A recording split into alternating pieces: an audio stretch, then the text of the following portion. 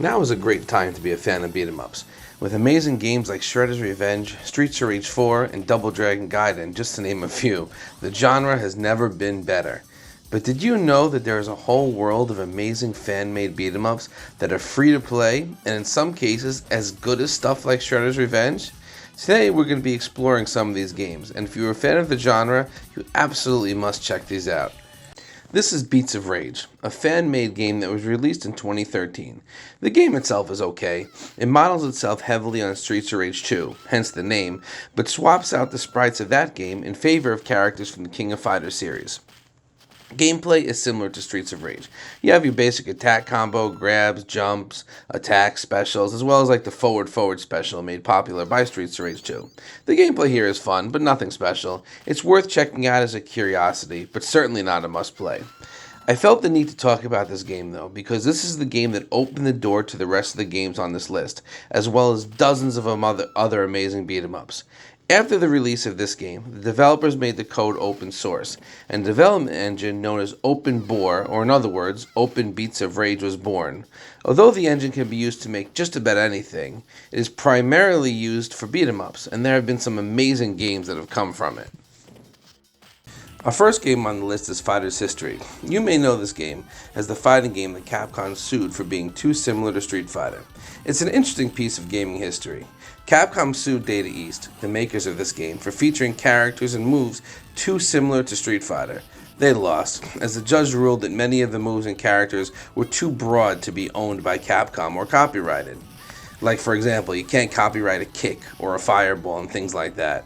The game itself was a fairly competent, if not generic, Street Fighter clone, and the first game on our list is an open board game that takes the characters of Fighter's history and throws them into a beat-em-up.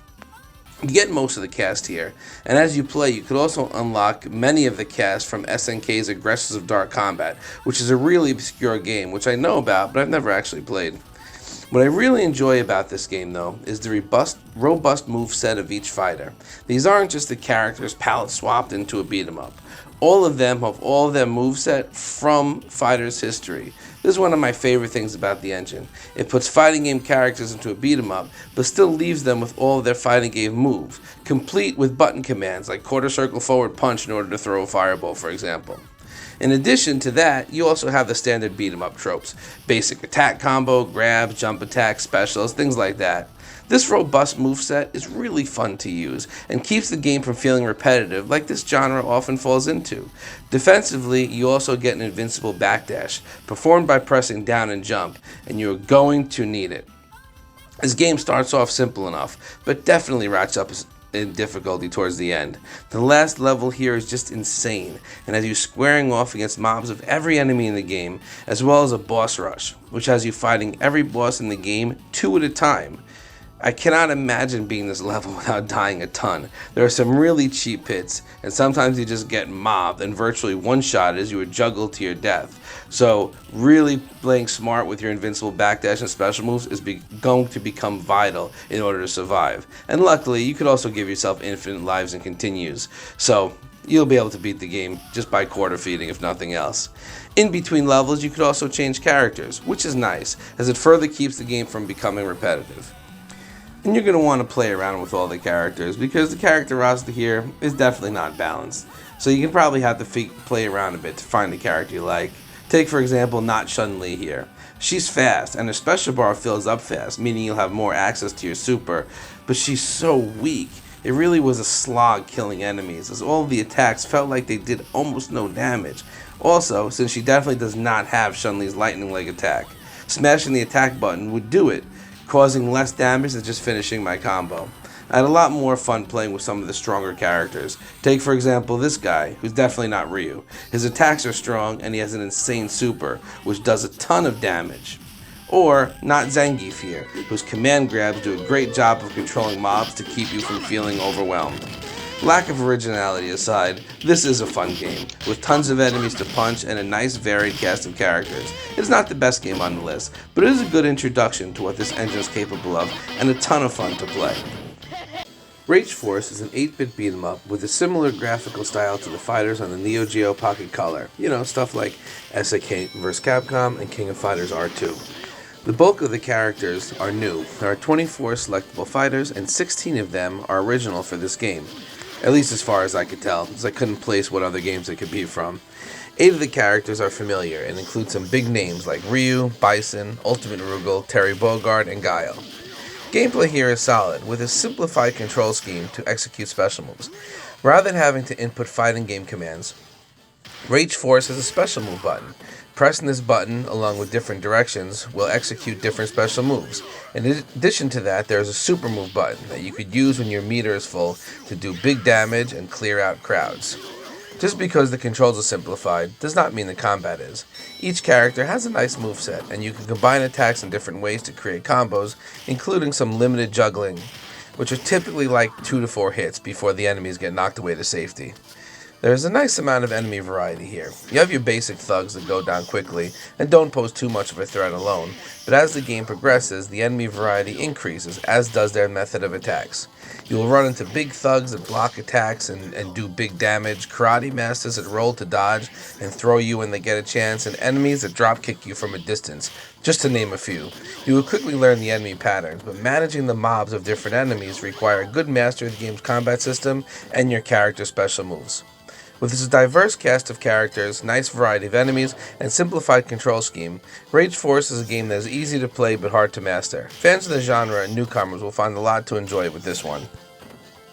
For all the awesome retro revivals we have gotten recently, we have still not seen Golden Axe.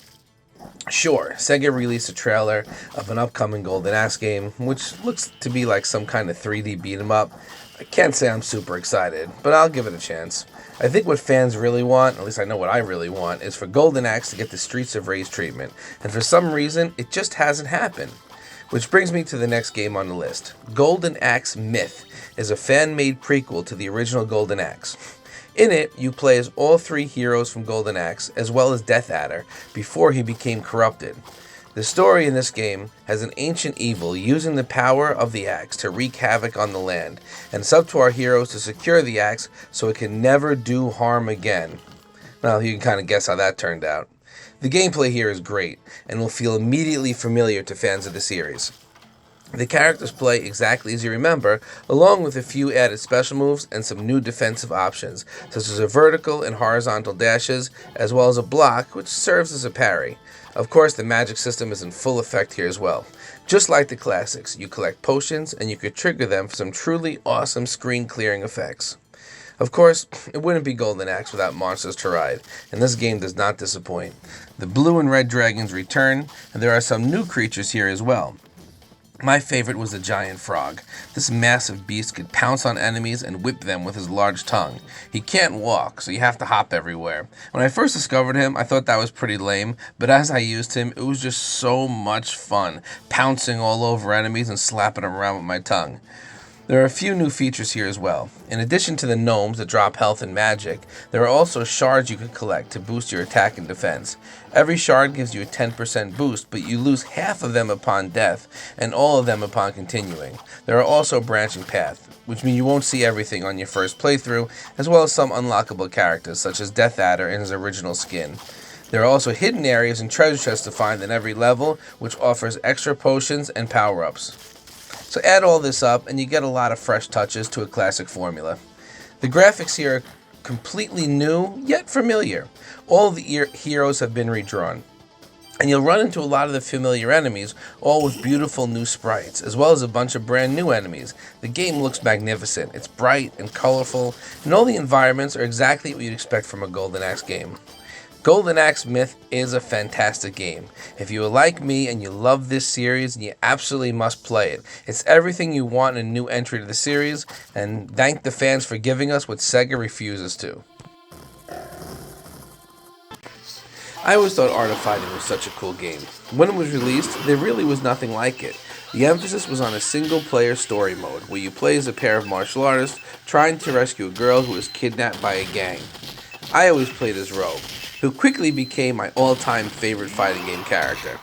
The thought of a martial artist riding around town on his motorcycle, visiting bars, seedy boxing gyms, and military bases to rescue his sister was always just really cool to me. It introduced some interesting mechanics as well, including a spirit meter needed to use your special moves and large detailed sprites that saw the camera zooming in and out depending on how close you were to your opponent. It was an awesome game, but it didn't really age so well. The combat is kind of clunky and slow, the combo system is virtually non-existent, but it does bring me to the next game on the list. Art of Fighting Beats of Rage Remix 3 is a retelling of the events in Art of Fighting, told through a beat-em-up instead of a one-on-one fighter. Just like the original, you start at the dojo of Toto, and after beating up his gang, you smack him around and he reveals the next lead, the big biker Jack. The events of this game just play out just like the original, with before and after fight dialogue and in-between level cutscenes. They even use the original beat-up artwork from the arcade game. The combat here is very solid. In addition to all of your special moves, you have your basic punch combo, dashes in every direction, as well as grab attacks and throws, which are vital for controlling crowds. When you grab an enemy, by pressing back and punch, you could throw them behind you, and by pressing jump, you could kick them in front of you, knocking down any enemies in the way. Mastery of this is really important for success. And the game retains the spirit meter the series is famous for. Your special moves all cost meter, which refills very slowly on its own, but just like the arcade game, by holding down some buttons you can recharge the meter, complete with the signature shoulder flames and grunts. Now, one thing that did not age poorly in Art of Fighting are the sound effects.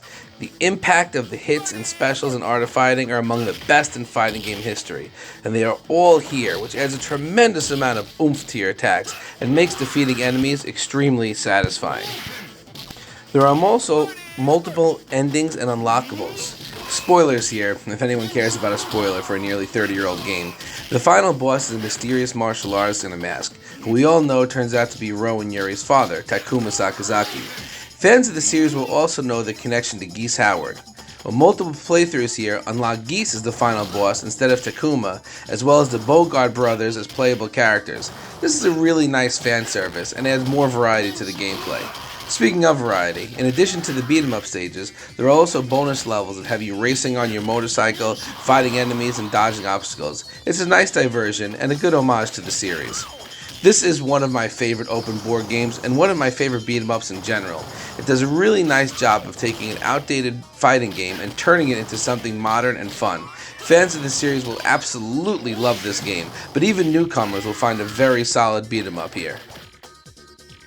World Heroes is my favorite non-Street Fighter fighting game. I think it is an unbelievably underrated series, with a great cast of characters, all based on historical figures, both real and myth. The fighting engine in all the games is rock solid, with great movesets and fun combo systems. To this day, World Heroes 2 is the fighting game that I revisit the most often. So when I learned that somebody took my favorite fighting game series and turned it into a beat-em-up, I was intrigued to say the least. And it was discovery of this game that turned me on to the open bore engine. World Heroes Supreme Justice Extra loosely follows the events of World Heroes Jet and Perfect that have your characters in a quest to stop Zeus. But of course, fans of this series know who the real villain is. No spoilers here, but if you are like me, the mere sound of his squeaks is enough to trigger PTSD.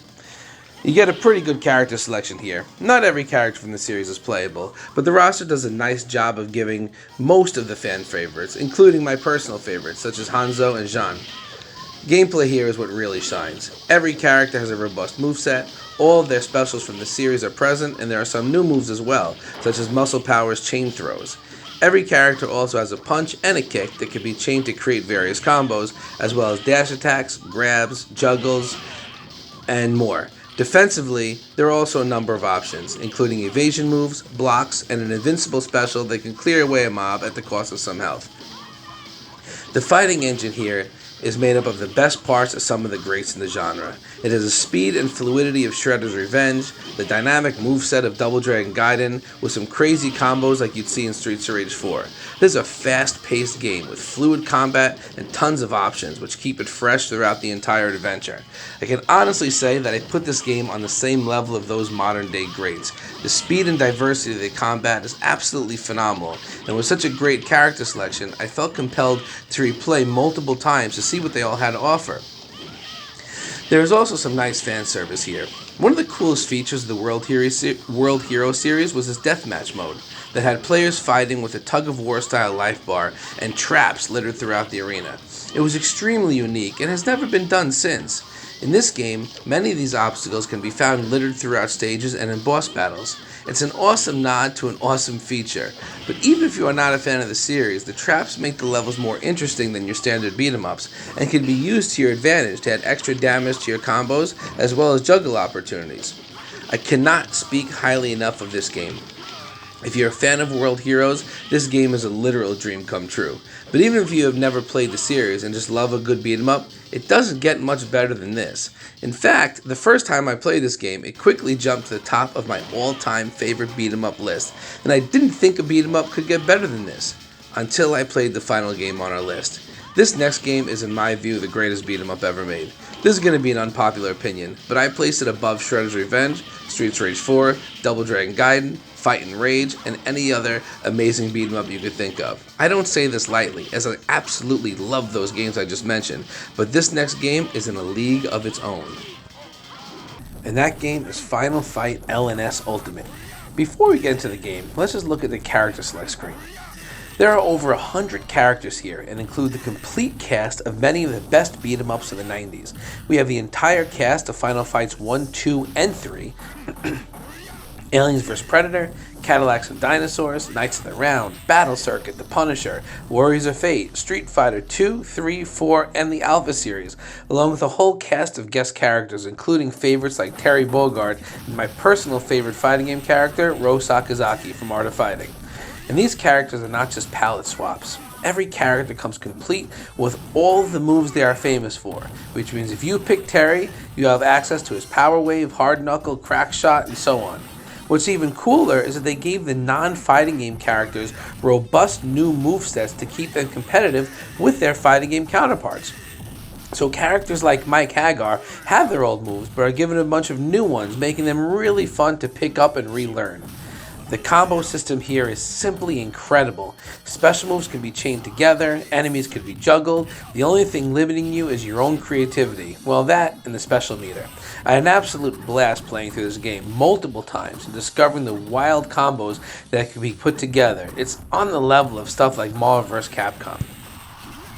You have a special meter, so you cannot just spam specials, and every special move costs some amount. The meter gradually recharges, so you're never too long without access to your specials. You also have a parry move, which is an incredibly important part of your arsenal. A whiffed parry will cost you 20 points off your special meter gauge. However, a successful parry adds 20 points to your gauge, is able to block any attack in the game, and sets you up for some nice counterattacks. This is a crucial part of gameplay, and you can interrupt any attack to perform a parry. There's also an experience system in play. As you fight enemies and pick up collectibles, your experience bar fills. Each level adds to your max health and energy. It also completely refills them, which could really come in handy in some of the trickier parts, because this game does get tough. The combat system here is deeper than any beat 'em up I have ever played. You will engage in some huge battles, and high level play has you working combos, being careful about positioning and crowd control, and using parries to maintain your meter as well as your health. There are multiple difficulty options, and I found myself continuously going back to play on the hardest difficulties to really challenge myself. The default setting only gives you 1 life and 1 continue, but you can turn on cheats, which I usually do when I play these games. But in this case, I just wanted to get good and clear the game without cheats. I did that multiple times, and it is incredibly satisfying to just pull off hundreds of hit combos as you blaze through and juggle mobs of enemies. There is a ton to incentivize replays here. Not only are there multiple difficulties, but there are also a ton of branching paths, as well as hidden levels and hidden bosses. This is just an incredible game. The character selection alone can keep you busy forever. Add in the dynamic combat system, branching paths, multiple difficulties, and of course multiplayer, and this truly is the ultimate beat 'em up. If you are a fan of the genre, you absolutely must play this game. I include the download link in the description, along with the links for all the other games on this list. The open bore engine is huge, with literally dozens and dozens of different games. This list only scratches the surface, and if you love beat 'em ups, it is definitely an engine worth exploring. If you made it this far, thanks for watching. There are so many amazing games out there that fly under the radar. I release a video every 2 weeks trying to highlight some of these games. If there's a genre of game you want me to cover, leave a comment down below. And be sure to hit that subscribe button so you don't miss any future videos and any more hidden gems.